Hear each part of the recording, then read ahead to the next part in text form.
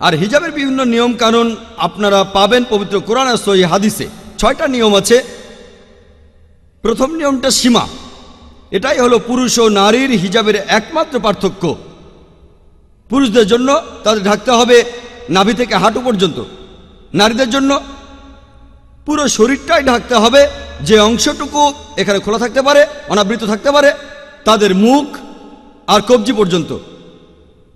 যদি সে এটাও ঢাকতে চায় ঢেকে রাখতে পারে, তবে এটা আবশ্যিক না যে ঢাকতেই হবে। তাহলে পুরো শরীর ঢাকতে হবে। যে অংশটুকু খোলা থাকতে পারে, অনাবৃত থাকতে পারে, সেটা হলো মুখ আর কবজি, 2 হাতের কবজি।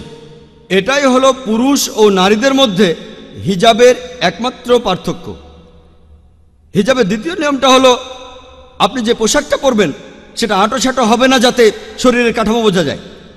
যে পোশাকটা পরবেন, তৃতীয় নিয়মটা, সেই পোশাকটা এমন স্বচ্ছ হবে না যাতে ভেতরটা দেখা যায়।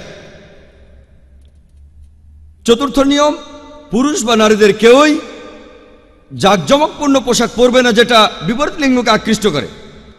পঞ্চম নিয়মটা হলো আপনি এমন কোনো পোশাক পরবেন না যে পোশাক আসলে বিপরীত লিঙ্গরা পরে থাকে। যেমন দেখবেন পুরুষরা কানে দুল পরে।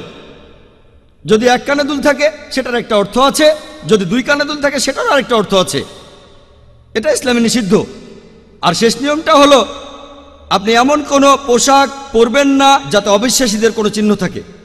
এগুলোই হলো পুরুষ ও নারীর হিজাবের 6টা নিয়ম।